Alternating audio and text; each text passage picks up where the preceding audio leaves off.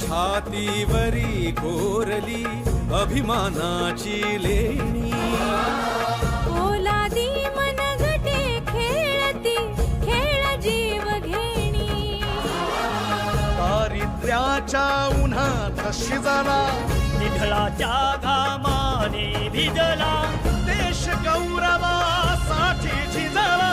दिल्लीचे ही दस्त नाही तो महाराष्ट्र माझा. जय जय महाराष्ट्र माझा, गरजा महाराष्ट्र माझा. जय जय महाराष्ट्र माझा.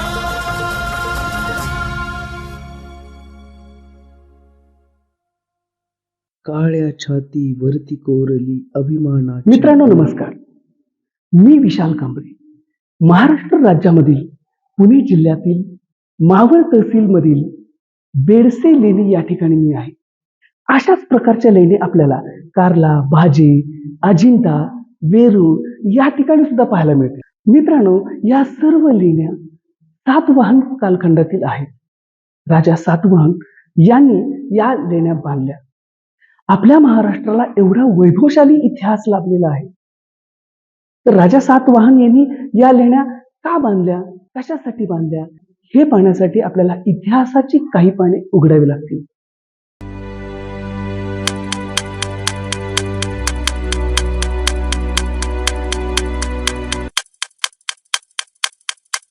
इसवी सन पूर्व 12,000 ते 11,000 आदी मानव शेती करू लागला.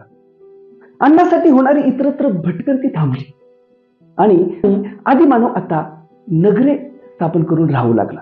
हडप्पा संस्कृतीतील मिळणारे पुरावे हे त्याचेच एक उदाहरण आहे. इसवी सन 1500 पूर्व हा वैदिक काळ समजला जातो आणि याच कालावधीमध्ये समाजामध्ये ब्राह्मण, क्षत्रिय, वैश्य आणि शूद्र असे विभाजन झाले. इसवी सन पूर्व 600 मध्ये जनपदे आणि गणराज्य स्थापन झाले. जसे की आता आपल्या देशामध्ये विविध राज्य आहेत, तसे त्यावेळेस अंगद, मगध, अश्मक, अवंती, कोशल, काशी असे महाजनपद होते आणि या महाजनपदावरती वेगवेगळे राज्य करत होते. इसवी सन 563 ते 528 वर्धमान महावीर व गौतम बुद्धांचा कालखंड. यांच्या कालखंडामध्ये भारतामध्ये सर्वच क्षेत्रामध्ये आमूलाग्र परिवर्तन घडून आले आणि सर्वांना जगण्याची समान संधी मिळाली.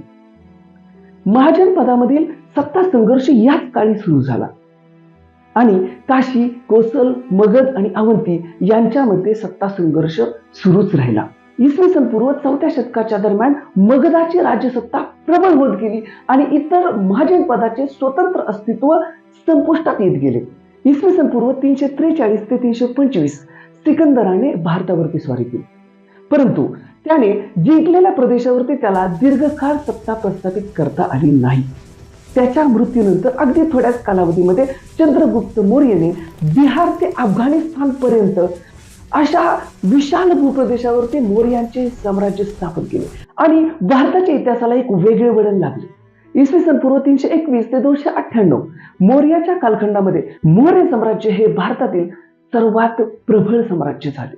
इसवी सन पूर्व 268 मौर्य साम्राज्याचे तिसरे सम्राट बिंदुसार यांचे पुत्र सम्राट अशोक हे भारतातील महान योद्धा म्हणून समजले जाते, कारण त्यांनी अखंड भारतावरती राज्य केले.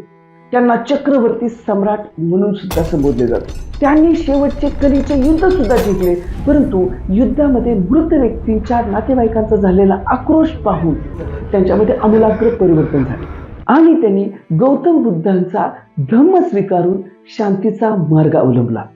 मित्रांनो, हा होता आतापर्यंतचा मौर्य कालखंडापर्यंतचा इतिहास. आज आपण या प्रकरणामध्ये पाहणार आहोत मौर्योत्तर कालखंडातील भारत. मित्रांनो, या पाठाच्या अगोदर आपण पाहिलं मगध हे भारतातील आद्य साम्राज्य होते. मौर्यांच्या कालखंडामध्ये प्रशस्त आणि नियमबद्ध प्रशासन स्थापन झाले, परंतु मौर्यानंतर मात्र अंतर्गत कलहामुळे हे प्रशासन दुर्बल बनले आणि म्हणूनच तर या साम्राज्याचे विभाजन झाले.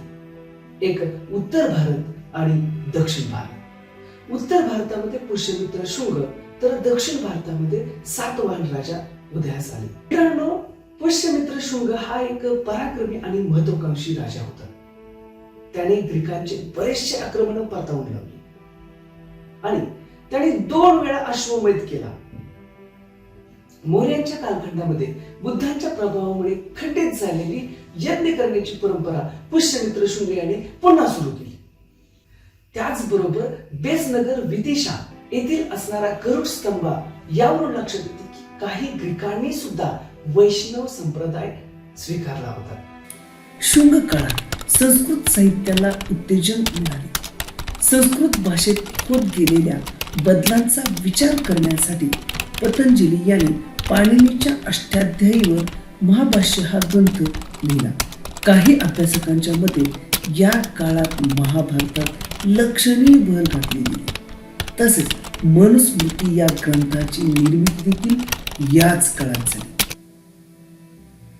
मित्रांनो, अशा वेळी आपला महाराष्ट्र कुठे कमी नव्हता. ज्यावेळेस उत्तरेत पुष्यमित्र शुंग साम्राज्य होते, त्याच वेळेस दक्षिणेमध्ये प्रामुख्याने महाराष्ट्रामध्ये सातवाहन साम्राज्य उदयास आले. आपण ह्या ज्या लेणी पाहतोय ही त्यांचीच एक मोठी देण आहे. मित्रांनो, महाराष्ट्रातील सर्वात प्राचीन राज्यसत्ता म्हणून सातवाहन यांचा उल्लेख आहे. सुरुवातीला सातवाहनांची राज्यसत्ता ही नाशिक, पुणे, औरंगाबाद या ठिकाणी होती. नंतर ती महाराष्ट्र, आंध्र प्रदेश आणि कर्नाटक मध्ये तिचा विस्तार झाला.